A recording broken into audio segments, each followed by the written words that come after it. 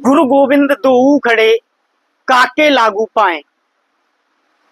इस समय हम शमशाबाद की पावन धरा गुफाधाम आश्रम पर मौजूद हैं और हमारे साथ में मौजूद शख्सियत जो किसी परिचय की मोहताज नहीं है, अवधूत संत श्री श्री 1008 लोकेशानंद जी महाराज हमारे बीच में जन संदेश टाइम की स्क्रीन पर मौजूद हैं। गुरु पूर्णिमा का पर्व नजदीक है, लेकिन पहले आपको स्क्रीन पर दिखने वाले इस आश्रम की विशेषता बता देते हैं कि आज से एक दशक पहले जहां आश्रम पर एक कांटेनुमा पौधा जिसे हीस की झाड़ियां बोला जाता है वह हुआ करती थी। अवधूत संत लोकेशानंद जी महाराज का इस आश्रम पर आना हुआ। संसद में भाजपा का मंगल मिलन चल रहा है, लेकिन शमशाबाद को इस झाड़ियों के वातावरण को सनातन का मंगल अवधूत संत लोकेशानंद जी महाराज ने कर दिया है। आगामी गुरु पूर्णिमा को लाखों की संख्या में भक्तों की यहां पर पहुंचने की जानकारी मिली है। इसी कड़ी में अवधूत संत लोकेशानंद जी महाराज से जानते हैं एक दशक का सफर कैसा रहा। कथावाचक हैं, सनातन पर बहुत विस्तार से बोलते हैं, लेकिन राम मंदिर पर चुप्पी साध गए हैं। गुरुजी, सबसे पहले बड़ा सवाल, जहां पर कभी झाड़ियां होती थी वहां आज सनातन का मंगल है, दीपक की जलती हुई ज्वाला है और सनातन के गूंजते हुए जयकारे हैं। कैसे एक झाड़ियों को मंगल करने का विचार मन में आया, कैसे यह पूरी चीज रही? देखिए,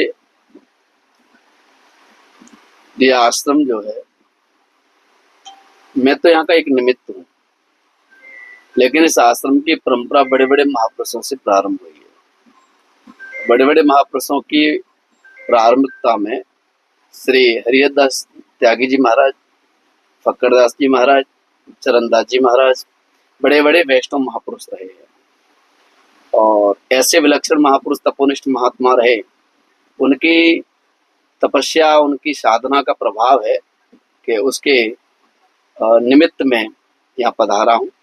तो मैं तो सबसे पहले अपने से पहले उन्हीं को श्रेय देता हूँ, उन्हीं की साधना के फल स्वरूप में यहाँ आया हूँ। लेकिन ये संतों की परंपरा थी, संतों की धरोहर है। ये क्षेत्र भी इस बात का गवाह है, लोग बाग भी गवाह है। इस टीले पर संतों का हमेशा आसन रहा है, संतों हमेशा विराजमान रहे हैं, बड़े बड़े महापुरुष रहे। तो ये जगह तो संतों की परंपरागत चली आ रही है, लेकिन कुछ समय ये वीरान हो गई थी और वीरान होने के बाद कई आक्रांताएं लोग थे, कई ऐसे विचारों को जन्म देने वाले लोग थे जिन्होंने संतों के आश्रमों को ध्वस्त करने का प्रयास किया और प्रयास करने के भाव में इसको घेरने का, इस जगह पर अतिक्रमण करने का और कई योजनाबद्ध तरीके से इस आश्रम की मर्यादा को पहले समाप्त कर दिया। लेकिन उन्हीं महापुरुष की कोई न कोई मुझे जीवन में प्रेरणा रही होगी, कोई न कोई ऐसा आशीर्वाद रहा होगा कि मैं यहाँ आया। तो यहाँ के अपने सभी क्षेत्रवासी, सभी ग्राम पंचायत जारोली, सब लोगों ने मिलकर के मुझे कहा कि महाराज जी, एक हमारे संतों की जगह है, उस जगह पर अगर आप देख लें तो अच्छा रहेगा। जब यहाँ आए तो कुछ ऐसा प्रतीत हुआ महापुरुषों की प्रेरणा कि अच्छा लगा और उस समय से आज तक उन्हीं की आशीर्वाद से, गुरु कृपा से, माँ भगवती ब्रह्मा की कृपा से उत्तरोत्तर इस आश्रम की दिशा बदलती गई और आज ऐसा है कि इस आश्रम पर भारत के सभी महापुरुष कोई न कोई प्रतिवर्ष यहाँ आगमन रहता ही है और सभी महापुरुषों का आशीर्वाद है कि क्षेत्र के लिए मंगल धाम बनकर के तैयार। गुरु जी, मंगल धाम बन गया है, लेकिन लोकेशानंद जी महाराज पर आरोप है कि लोकेशानंद जी महाराज ने वो कारनामा किया है एक छोटी सी उम्र में जो बड़े बड़े संत नहीं कर पाए। चारों शंकराचार्य को एक जगह इकट्ठा करना, वीरान पड़ी भूमि को तपोनिष्ठ बनाना। मारीच सुबाहु कलयुग में आपके बीच में भी आते होंगे, क्योंकि ये तो लगातार संतों के पीछे पड़े रहते हैं। इस समय आपको क्या झेलना पड़ता होगा, एक दंश झेलना पड़ रहा होगा समाज का, कुरीतियों का? देखिए, ना मुझे समाज का कोई दंड झेलना पड़ रहा है। समाज सर्वत्र सर्वदा वंदनीय होती है और पूजनीय भी होती है, सम्मानजनक होती है। हाँ, जगह थोड़ी बहुत चीजें कृतियां चलती हैं, तो उसका तो हम एक ही सीधा उदाहरण रखते हैं कि एक महात्मा था और उस महात्मा पर कोई दुष्ट व्यक्ति प्रहार कर रहा था। जब प्रहार कर रहा था तो लेकिन वो महात्मा शांत था। तो तीसरे व्यक्ति ने कहा, भैया आप पे ये प्रहार कर रहा है, आप शांत क्यों हो महाराज जी, कुछ कहो। बोले एक बात बताओ, ये कौन है? बोले दुष्ट है। बोले मैं कौन हूँ? बोले सज्जन है। तो एक बात बताओ, जब दुष्ट अपनी दुष्टता त्याग करके सज्जनता में नहीं मिल सकता, तो मैं अपनी सज्जनता का त्याग करके दुष्टता में कैसे मिल जाऊं? तो मेरा तो यह है कि वो उनका काम है, ये मेरा एक। आप गांधी जी की रीति को आगे बढ़ा रहे हैं कि आप एक थप्पड़ मारोगे, मैं गाल आगे कर दूंगा, दूसरा मार दीजिए। नहीं, मैं एक सिद्धांत की बात कर रहा हूँ। साधु किसी का वैरी नहीं होता। हाँ, साधु मात्र अपने सिद्धांत के लिए लड़ता है, धर्म के लिए लड़ता है, धर्म की जागृति के लिए लड़ता है, सनातन के प्रचार के लिए लड़ता है। क्योंकि साधु जो है उसका वास्तविक जीवन सनातन का प्रचार है, धर्म का प्रचार है। अगर धर्म के प्रचार में कोई वाद्य बन करके उत्पन्न होता है तो उसे उसी की तरह से जवाब दिया जाएगा, उसे उसी की भूमिका में उसे समझाया जाएगा। जैसे महापुरुषों के पास आशीर्वाद का वचन बल होता है, तो संतों के पास क्या है? आशीर्वाद का बल है। उस आशीर्वाद के बल की प्रेरणा अगर सतमार्ग के लिए कोई प्रयोग कर रहा है तो हम उसके उत्थान की बात करेंगे। अगर कोई अधर्म के लिए अगर प्रोत्साहन कर करके प्रताड़ित करने की बात कर रहा है तो हम उस हिसाब से आशीर्वाद देंगे। आशीर्वाद लेने का तरीका है कौन किस हिसाब से देता है। लोकेश आनंद जी लगातार पब्लिक के बीच एक ब्रांड एम्बेसडर बनते जा रहे हैं आगरा के। पैसा कहाँ से आता है लोकेश आनंद जी के पास, जनता को बताना चाहेंगे। देखो, लोकेश आनंद के पास ना कल पैसा था ना आज पैसा, लंगोटी लगी है। 4 मीटर में 2 मीटर की लंगोटी होती है कॉपी। हाँ, आप सबका पैसा है, भक्त देते हैं, भक्तों के लिए खर्च करता है। आज कभी भी लोकेश आनंद ने कोई अपना अकाउंट नहीं, कभी भी लोकेश आनंद ने कोई जमा पूंजी नहीं की, भक्तों का आया, भक्तों के लिए लगाया। अगर आज मैं संग्रह करता तो ये आश्रम इतनी भव्यता की ओर नहीं जाता। तो ये सब चीजें, पैसा तो आप भक्त हैं, सब पैसा ही तो है, पैसा क्या है? गुरुजी, भक्तों का पैसा है। मध्य प्रदेश से सनातन के खिलाफ आवाज उठी, लोकेश आनंद उग्र हो गए, मंच से ऐलान कर दिया दम है तो हमारे सामने बोल के दिखाओ। लेकिन राम मंदिर में चोरी हो गई, आप कह रहे 13 तुझको अर्पण, भक्तों का पैसा है, भक्तों को मिल गया। राम मंदिर चोरी पर लोकेश आनंद जी शांत रह गए, मध्य प्रदेश पर उग्र हो गए। नहीं, बात ऐसी नहीं है। राम मंदिर, राम हमारे सबके आदर्श हैं, राम हमारे सबके पूजनीय है, राम हमारा ईश्वर है, हमारा प्राण है, हमारी समृद्धि है, हमारी उन्नति है, हमारा सब कुछ राम है। राम से बढ़कर के हमारा कुछ नहीं हो सकता। लेकिन रही बात चोरी की, तो भाई इस पे तो हम कुछ नहीं कह सकते, क्योंकि जिस चीज को देखा नहीं हो, जिस चीज में हम गवाह नहीं हो, तो उसके ऊपर टिप्पणी करना मेरे भाव से उचित नहीं है। रही चोरी, तो सदैव त्रेता से चली आ रही है। राम, आज ईश्वर, जितना दुख आज की दुनिया में भगवानों को मिल रहा है उतना इंसानों पे दुख का है। भगवान तो आज भी दुख झेल रहे हैं। गर्मी पड़े तो हम लोग अपने घरों में एसी लगा लेते हैं, लेकिन मंदिरों में भगवान के लिए कोई एसी नहीं होती। सर्दी पड़े तो हम नए नए कंबल खरीद के ले आते हैं, भगवान के लिए कोई कंबल नहीं होता। हम दिन में 6 बार भोजन करते हैं, ईश्वर को एक बार भूख भी नहीं लगता। भगवान तो आज भी संघर्ष के जीवन में जी रहे हैं। और जो सत्य होता है, सत्य को ही तो विचलित किया जाता है, लेकिन सत्य धर्म है, धर्म ईश्वर का विग्रह है। तो जो है वो जिसने जैसा किया है वो स्वतः ही वो अपने आप निर्णय कर लेंगे, क्योंकि उनको मर्यादा पुरुषोत्तम कहा गया है। दूध का दूध, पानी का पानी अपने आप कर देंगे। गुरुजी, कहा जाता है संत तो सनातन की ज्वाला जलाने वाले होते हैं। आपके मन में से टीस निकली कि भगवान आज भी दंश झेल रहे हैं।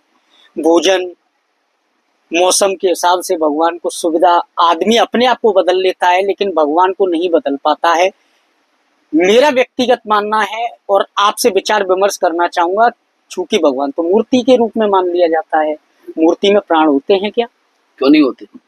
मूर्ति ही प्राण है, प्राण ही ईश्वर है। हमारा शरीर भी तो प्राण है, मूर्ति है। इसमें कौन बोल रहा है? इसमें तो प्राणी, तो परम चेतना तो बोल रही है, तो वो भी तो परम चेतना है। कौन कहता है मूर्ति प्राण नहीं है? मूर्ति कहना ही अपशब्द है। सनातन परंपरा में भगवान के विग्रह को मूर्ति के रूप में ला करके प्रकट करना और ऐसे कह देना, ये सबसे बड़ा पाप है। जिस विग्रह का, जिस स्वरूप में प्राण डल गए, तो मूर्ति कहाँ रही? वो तो साक्षात ईश्वर का विग्रह है, साक्षात परमात्मा। उसे मूर्ति ना कहा जाए तो ज्यादा अच्छा है। गुरुजी, सनातन का तो अमृत काल चल रहा था, बीच में चोरी हुई, खजांची चोरी कर ले गए। चंपत राय जो 80 वर्ष के हैं, क्या मानते हैं कहीं ना कहीं भाजपा ने ट्रस्ट बनाने में नाकामयाब रही? देखिए, मैंने पहले कहा है, अमृतकाल आज भी है, अमृतकाल सदियों से चला आ रहा है। हाँ, उसको नया रूप दे, नया नाम दे, वो एक बात अलग है। और दैत्य दानव देवता तो सता रहे। जब समुद्र मंथन हुआ तो उसमें भी तो अमृत निकला था। वो भी तो एक अमृत काल था जिसमें देवता विचलित तो हो गए, जो दैत्यों के हाथों में पड़ गया था अमृत।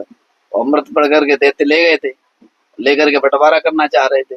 तो देवता ने ही स्वयं भगवान ब्रह्मा इत्यादि देवताओं ने शिव की आराधना की, शिव ने नारायण की आराधना की। तब भगवान शिव के कहे अनुसार भगवान नारायण ने मोहिनी अवतार धारण किया। तो समाधान तो ईश्वर ही निकालेंगे, दैत्य तो नहीं निकालेंगे।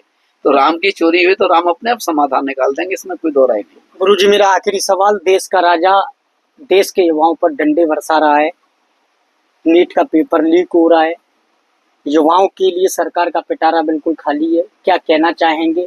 युवाओं पर डंडे बरसाना उचित या अनुचित?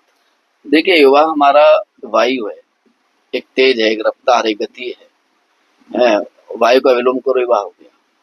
तो युवा एक भारत का भविष्य है और इस तरह की प्रक्रिया चल रही है, ये मनोदशा ठीक नहीं है। अन्यत्र तो जैसा सरकार निर्णय ले रही है, मैं तो यही कहूँगा आपके द्वारा, सरकारें बच्चों के भविष्य की ओर देखें, जिससे, क्योंकि भविष्य एक सूर्य की भांति होता है।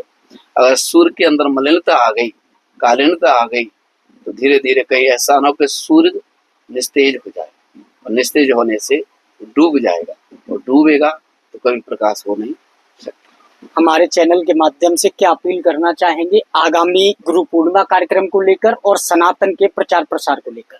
मैं आपके द्वारा कहूँगा, गुफाधाम त्यागी अवधूत आश्रम से जितने भी भक्तगण, शिष्यगण, सभी श्रद्धाजन, धर्म प्रेमी सनातनी जुड़े हैं, वो सब 29 तारीख को गुरु पूर्णिमा के महोत्सव महापर्व पर पधारे। और जहाँ भी जिस स्थान में हो, जिस शहर में हो, जिस प्रांत में हो, जहाँ तक आपके द्वारा सूचना पहुँचे, सब लोग पधारें। उन सब का ये आयोजन है। और सनातन के प्रचार धर्म के लिए प्रतिवर्ष हर वर्ष यहाँ आयोजन होता है। इस वर्ष भी भव्य और दिव्य आयोजन होने वाला है, जिस 5 दिसंबर से 15 दिसंबर बहुत बड़ा अद्भुत आयोजन होगा, जिसमें हमारे उदासीन परंपरा के पंच परमेश्वर वेग भगवान का आगमन होगा। भारत के प्रमुख प्रमुख विशिष्ट महापुरुषों का आगमन होगा। ऐसा आयोजन संसवाद की धरा पर हुआ है, जितने भी आयोजन हो चुके हैं उससे भी बड़ा और भव्य और दिव्य एक ऐतिहासिक सनातन की पहल के लिए आयोजन होने जा रहा है। उसकी भी हम लोग तैयारियां प्रारंभ कर दी हैं। इसी कारण मैंने अभी कथा कहने से विश्राम लिया है, क्योंकि आयोजन बहुत बड़ा है, तो 5-6 महीने तो तैयारी में लगी जाते हैं। तो अभी से भी उसकी भी तैयारियां प्रारंभ हुई हैं, और आने वाले कुछ समय में दिव्य भव्य एक सहस्त्र चंडी संत समागम महोत्सव का हम सब लोग दर्शन 5 दिसंबर से 15 दिसंबर करेंगे।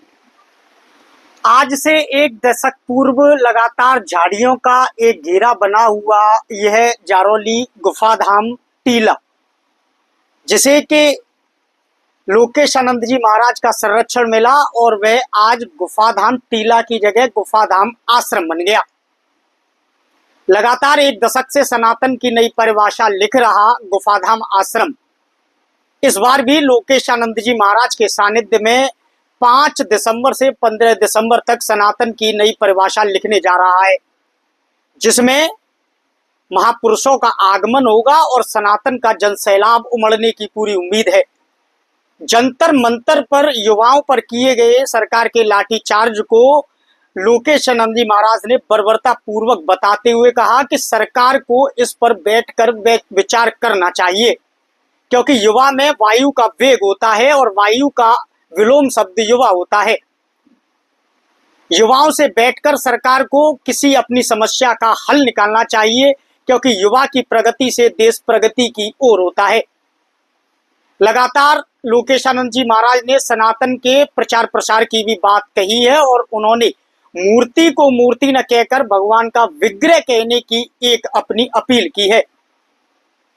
लगातार भगवान को वातावरण के अनुकूल न मिलने वाली व्यवस्थाओं को लेकर भी लोकेशानंद जी महाराज के मन में टीस उठाई, और उन्होंने अपनी उस टीस को कैमरे के सामने प्रकट कर दिया। सनातनियों से अनुरोध किया कि जिस प्रकार आप वातावरण के अनुसार खुद को डालते हो, भगवान के विग्रह को भी उसी प्रकार बदल लेना चाहिए। अपने कैमरामैन साथी के साथ शेखर पंडित, जनसंदेश टाइम्स, आगरा।